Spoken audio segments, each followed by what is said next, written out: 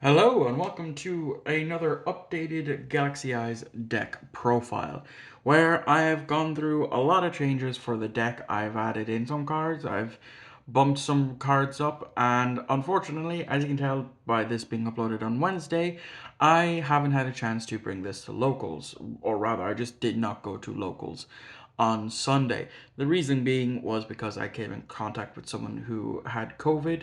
I'm recording this on Monday. I'm still feeling fine, but I just did not want to run the risk um, whatsoever. So yeah, um, so in order to still have content being uploaded, have a updated Galaxy Eyes deck profile plus test hands. Yeah, I think I'll throw in one or two test hands just to show you how the deck works. So let's of course get started with the main deck, where I am now playing just two Galaxy Eyes Photon Dragons in the gorgeous QCR rarity. Um, the QCR rarity has definitely grown on me. Initially, I was just going to go for the collector tin rarity, from the tin that it came out in secret rare. But the QCRs has definitely grown on me. I probably will pick up those secret rares at some point. But for right now, the QCR max rarity is perfectly fine. And the same goes for Galaxy Eyes Afterglow Dragon.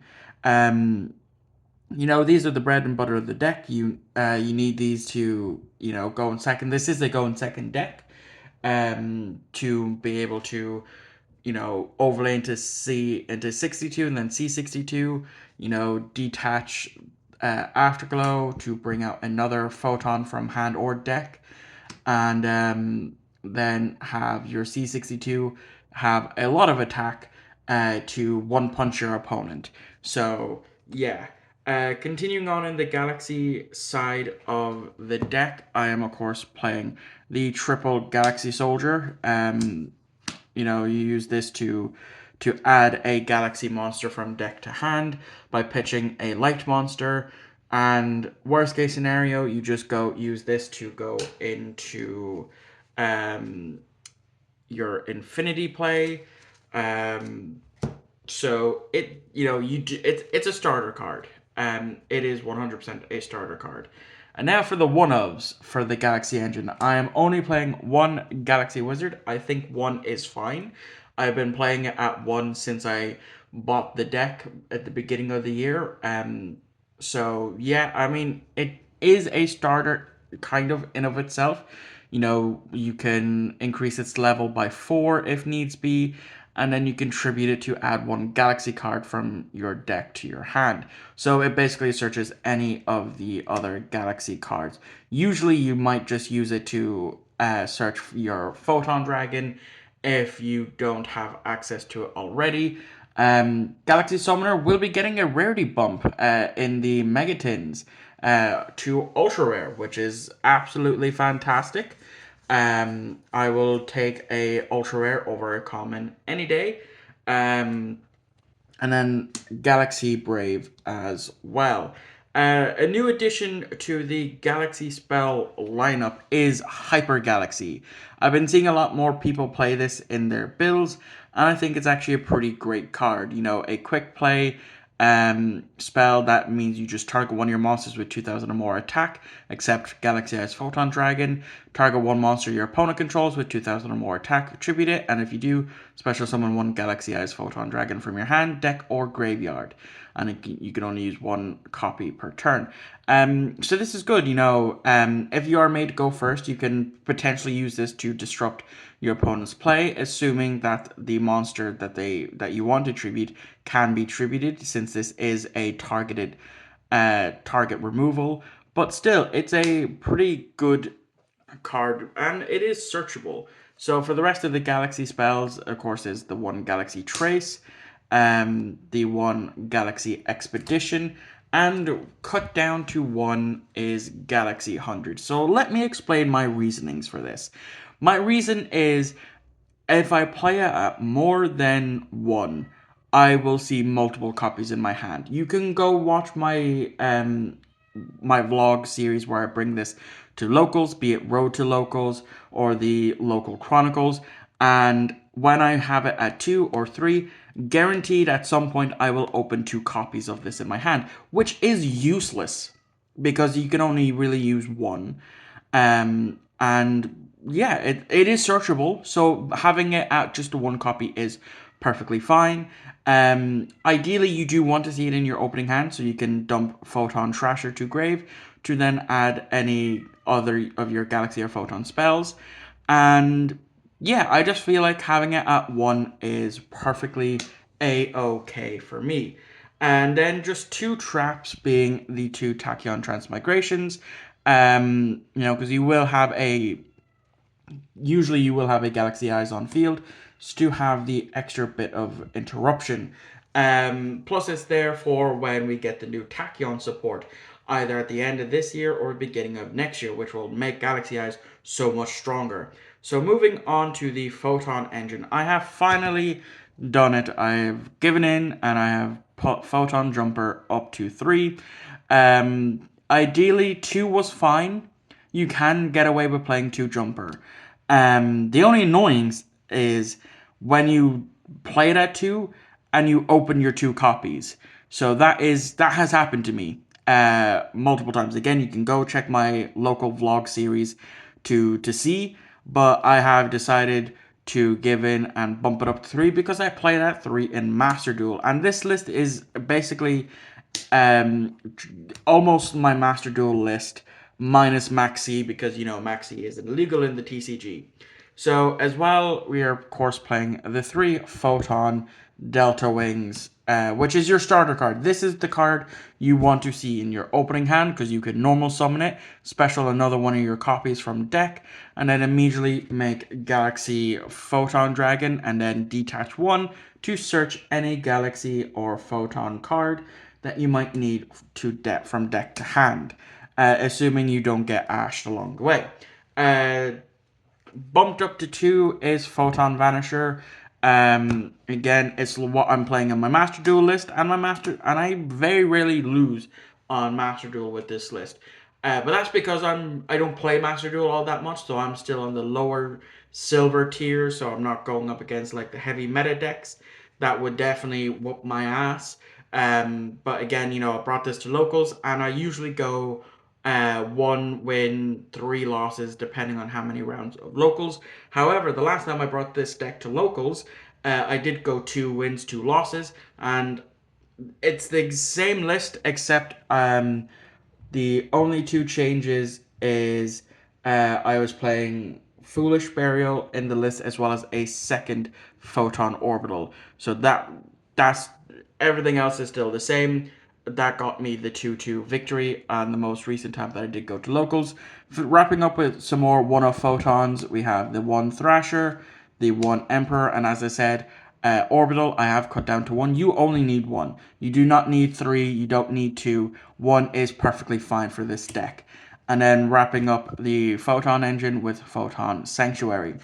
And then just some extra cards here. We have the 1 Rhoda to search our warriors, as well as Monster Reborn as an extra bit of recursion. So moving on to the hand traps for the deck, I am of course playing triple Ash, triple Crossout Designator, which has come so much in handy main deck and Crossout. The amount of times I have saved my plays from opening this in my hand to then banish, say, an Ash or an Imperm, has definitely helped me when I bring this deck to locals. 2 triple Tactics Talents, and then lastly the 3 Infinite Impermanences, and that rounds out the 40 card list. So moving on now to the extra deck. This has also gone through some minor changes. I'll be blunt now. I'm not playing Galaxy Cipher Dragon or Cipher X Dragon. Um, I just didn't. I don't see a need for them. I bet I even when I was playing them, I never really went into them. So I opted to add in cards that I could potentially go into that to help me for locals. So as I showed you, I am of course playing the 2 Galaxy Photon Dragon. This is what you want to make turn 1 to be able to detach and add a Galaxy or Photon card that you might need from deck to hand. I'm of course playing as well Starleash Photon Blast Dragon. This, when it's Xe summoned, allows you to special summon one of your Photon monsters from your hand. And then once this card is on your field, your opponent cannot target monsters with 2000 or more attack with card effects. Also, they cannot be destroyed by your opponent's card effects. And then quick effect, you can detach one material from this card and target a Galaxy Eyes Photon Dragon that is banished or in your graveyard and special summon it. So if both your Galaxy Eyes Photon Dragons are in your graveyard, this is a neat little recursion to get them back. And as I said, I'm of course playing the Cyber Dragon Nova and Infinity package. So moving into the rank 8s, I'm of course playing a decent number package of number 38 Hope Harbinger Dragon, number 62 Galaxy Eyes Prime Photon Dragon, the bread and the butter of the deck, which is going to get a secret rarity bump for the new Megaton, number C62 Neo Galaxy Eyes Prime Photon Dragon, which is this is what you usually want to make going second.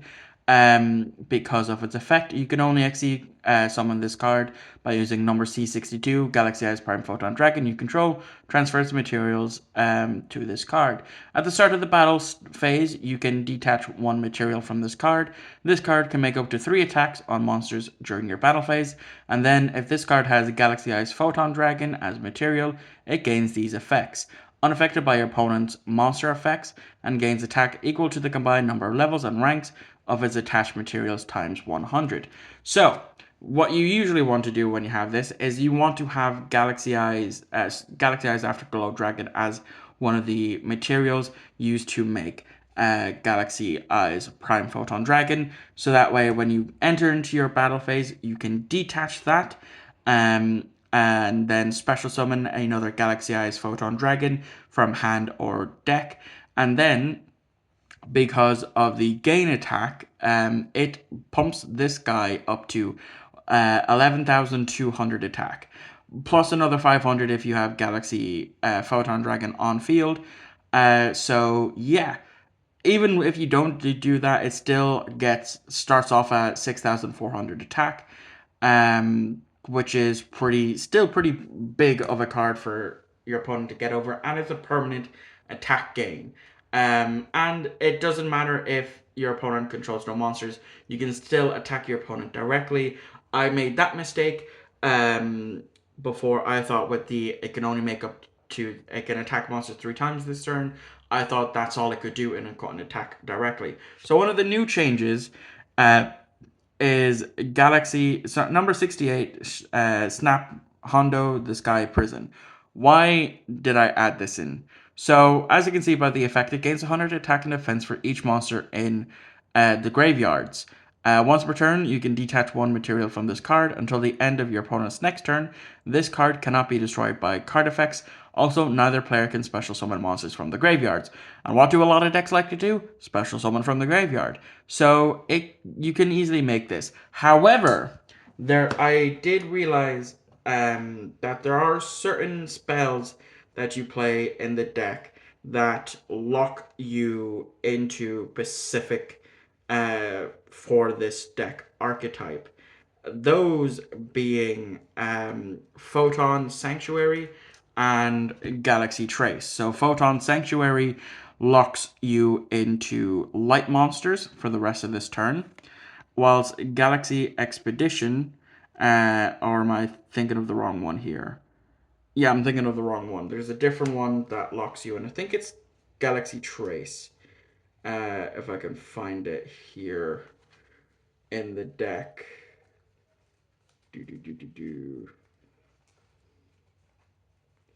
Yeah, think it is Galaxy Trace. Yeah, you cannot normal summon or special summon monsters during this turn. You activate this card except Photon or Galaxy monsters. So this plus Sanctuary does lock you into Light Slash, Photon, and Galaxy monsters. So I would if you don't activate those, you could easily make this plus the other one that I added in. But worst case scenario, like, I haven't really gone into this yet. It hasn't really come up, but it's still there regardless. So as you can see, the next card is of course number 90, Galaxy Eyes Photon Lord.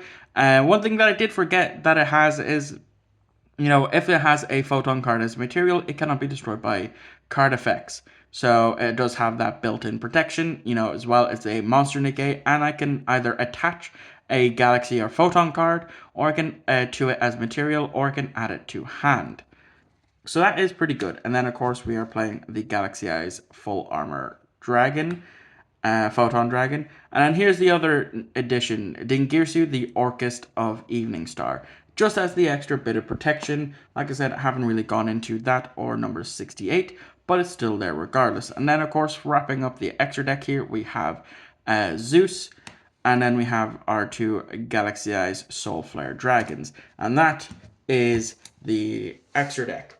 So moving on to the side deck, and I don't think I'll get to do some test hands because we're already up to like 16 minutes here for this deck profile.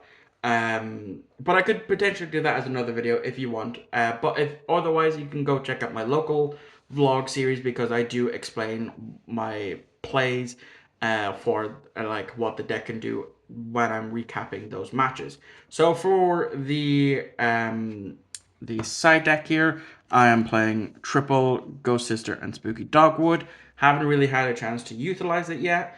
Of course, the triple Nibiru, though I will probably be adding in the other primal being that has been that's in the new Megatin, triple Droll and Lock, triple Dimension Shifter, double Lightning Storm, and then the one Called by the Grave to round out the side deck. And that is everything. That has been my updated Galaxy Eyes deck profile. I don't think I'll be making any more changes to the deck until we get the new Tachyon support, and then and only then will I probably do another deck profile because yeah, I love this deck. I've been playing it for quite a while, and as you know, I have been bringing it to locals and having decent amount of success. So of course I'll be bringing it this Sunday, this very list to locals this Sunday. So next Wednesday is when I will have I'll have that video live for you. And yeah, so thank you all for watching. I hope you enjoyed, and I shall see you all on the next upload.